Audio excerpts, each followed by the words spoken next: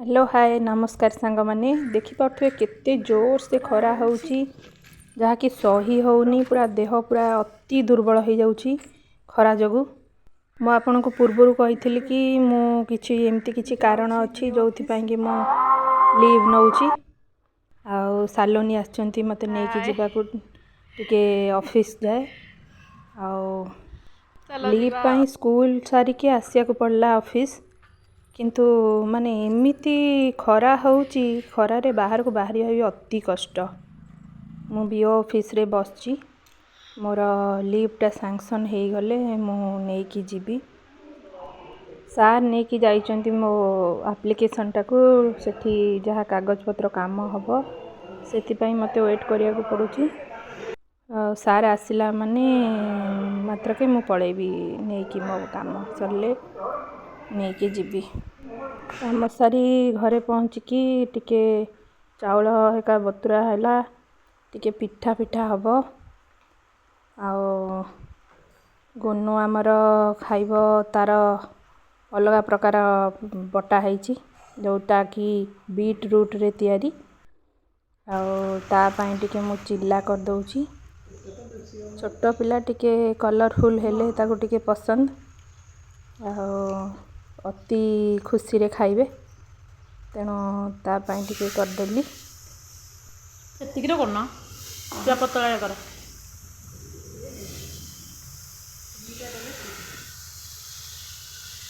देखि पाथे केमती कलर हेची रेड रेड रेड कलर से पिठा हे सारला पर ता कलर टा और टिके आसीबो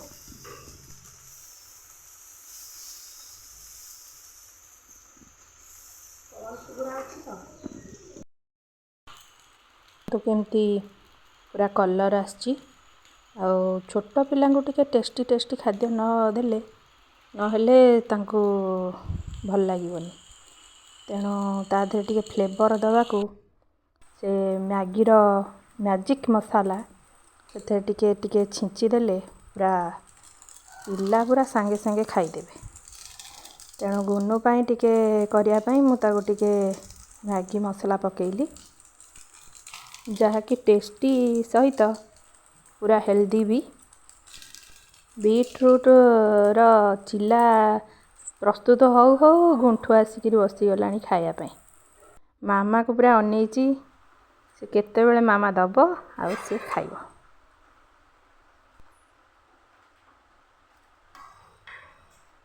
ये तो पिठा जा भल लागुची पिठा मैडम हाँ मैडम कौ मैडम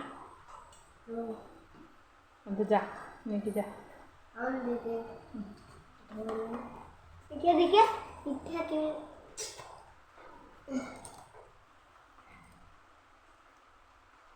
और देखिए आ भितर सालोनी आसी पहुँची गले कंकड़ा तो पड़िया रे कंकड़ा मिले ना पड़िया काली मेला जाऊ पड़ियो कंकड़ा पाई तांकर जमी रुआ होउथला सेठू से आनिके आछंती कंकड़ा गुड़ाक सेकु भी आमे भी बागे पाइलुनी कंकड़ा गुड़ाक कामुड़ी पकेइबो सी किंतु आराम से धरिकी ताकू भांगुचंती कंकड़ा कि आमे करिया पई डर मार देख कंकड़ा चलु चिकिंती देख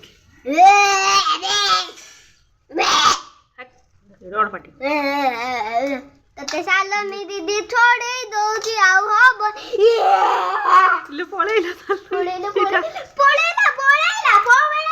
ए पळेला यारन इलो ताको हाथ रे धरदम होंदी बा देखो जाकिन धरु छदी इल्लू पिपी एत्ती की पळेई जाउची से देखिलु किंती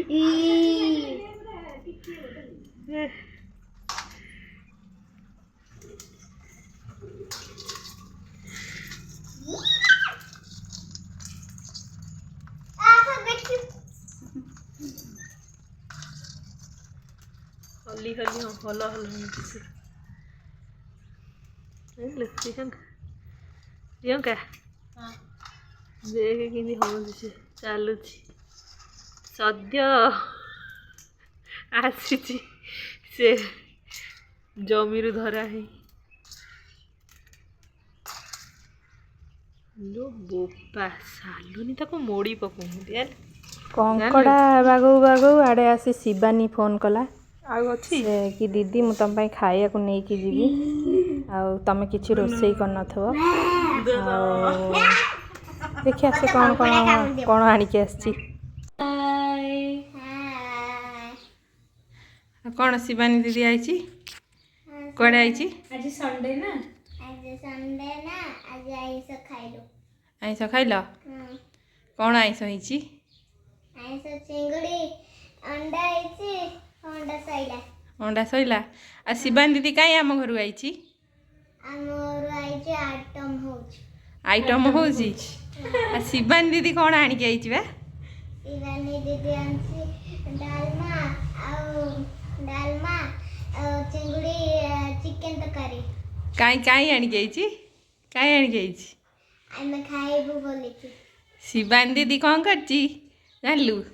ସିଏ କ'ଣ କରିଛି ଅଙ୍କଲଙ୍କୁ ପଛରେ ଦେବ ଖାଇବାକୁ, ଆମକୁ ଦେଇକି ଆଗ ଟେଷ୍ଟ କରେଇବ ହେଲା ଲୁଣିଆ କି ରାଗୁଆ ପୋଡ଼ି ଯାଇଛି କି କ'ଣ ହେଇଛି ହେଲା କି ବୁଝିଲୁ? ହଁ ପଛରେ ଅଙ୍କଲକୁ ସୁଆଦିଆ ରାନ୍ଧିକି ଦେବ ଆଉ। ଦେଖ ଶିବାନୀ ଦିଦି ଅନବକ୍ସିଂ କରୁଛି।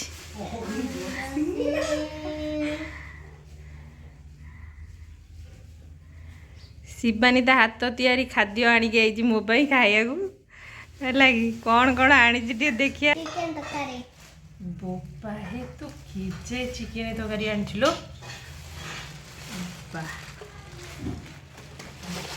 ଦେଖ ଶିବାନୀର ଟେଷ୍ଟି ରାନ୍ଧିଛି।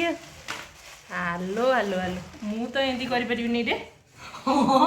ଆଉ କ'ଣ ଦେଖିଲୁ ଯେ ଦେଖା ହେଉଛି କେମିତି ଦେଖୁଛୁ ଗୁନୁ?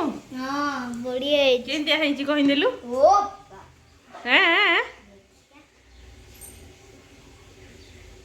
କଦଳୀ ପୁରା ଟେଷ୍ଟି ଇରେ ବାବା